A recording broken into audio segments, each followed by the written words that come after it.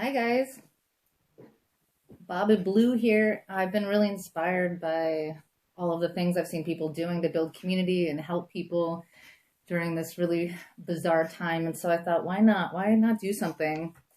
And I remember that I used to teach how to make zines. And this could be a really fun thing to do, whether you're an adult or a kid.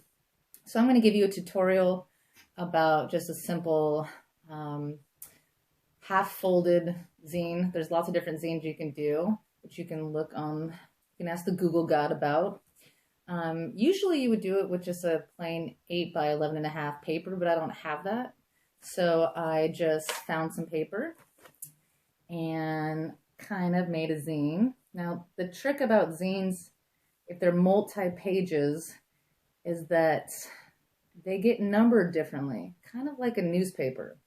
So the trick is, with a simple half fold zine, is that you want to count in fours because there's 4 pages on a folded page. For example, the front cover, 1,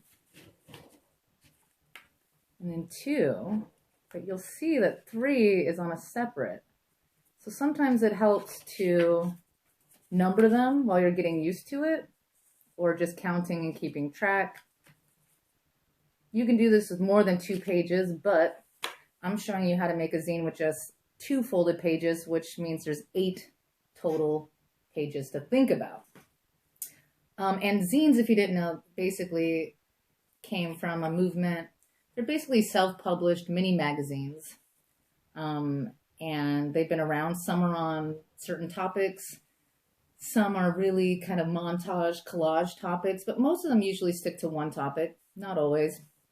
So once you've folded the amount of papers you want, and I chose 2, so there's 8 pages, if it helps, number them so that you keep them in order. Usually zines would be photocopied, that's why you want to keep them in order, but you can also just make an original zine that you just keep one single copy. So here's my start, the front cover, my amazing zine. I did not come up with a better title, maybe you will.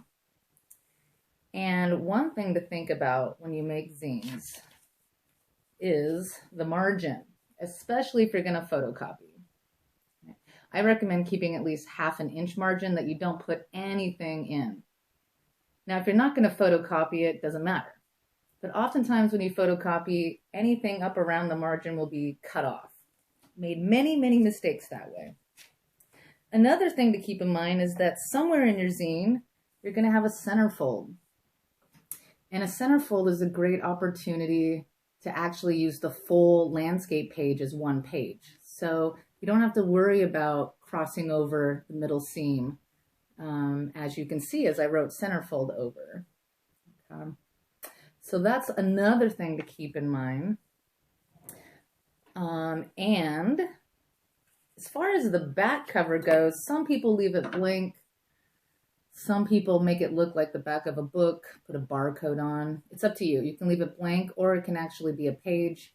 It can also be kind of an outside centerfold if you want to do an interesting front and back cover. I chose not to, but you could. Cool thing about zines is that they can be mixed media. So you can use, you're going to want scissors probably.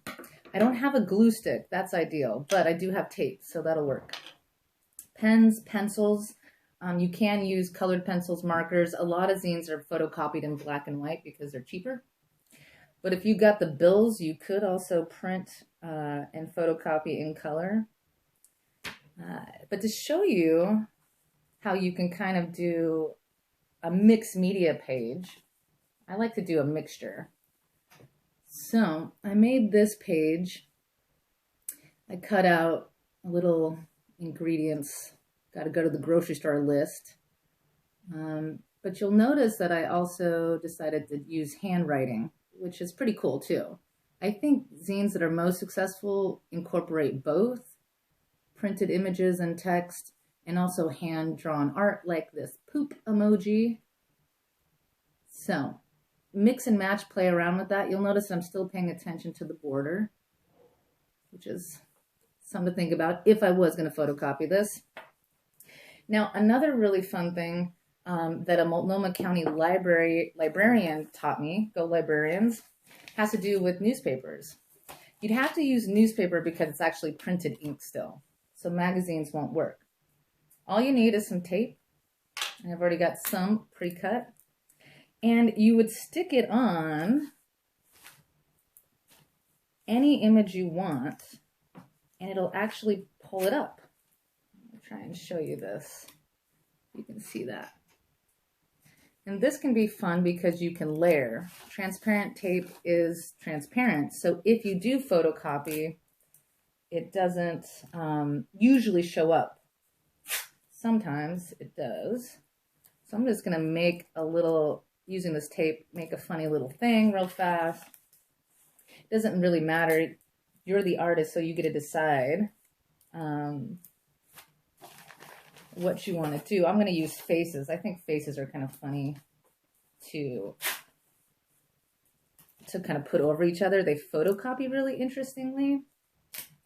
Oh, here's another face. You can use letters. This is a fun way if you want to build a really cool like title page or anything else. Oh, here's some more faces. We got a lot of athletes. I'm in Brattleboro, Vermont right now. Sometimes it doesn't come out, but sometimes when you screw up, you get these kind of like ghost photocopying, which can be really fun too. Let's do one more and I'll show you what it kind of looks like. Well, this guy's got a good face. Okay. So, let me show you. So I just pulled up these little faces out of the paper. You can use words, images, and because it's transparent tape, you can overlap them. You can do a whole bunch of fun stuff, and it photocopies really cool. So that's one technique that I also learned is really fun to do. If you're not a drawer or you don't want to type up things or you don't want to cut out things, you can also just use tape and the newspaper. So there you have it. Once you've created your zine and it's numbered and organized correctly, you would just take a stapler and staple on the outside seam. You don't want to do it on the inside because then the part that cuts over will be out here. So you want to make sure you staple on the outside. If you're really fancy and you're not going to make copies, you can even make a really cool kind of seam if you want to sew or if you want to use, you know, some other kind of book binding or book making technique. So that's how you make a zine. You can make as many pages as you want. There's really fun, cool folded ones. There's all different types of zines. I challenge you to make your own zine and then post some of it on this thread if you want. Share with friends, family. Keep the zine revolution going. Love to you all. Bye.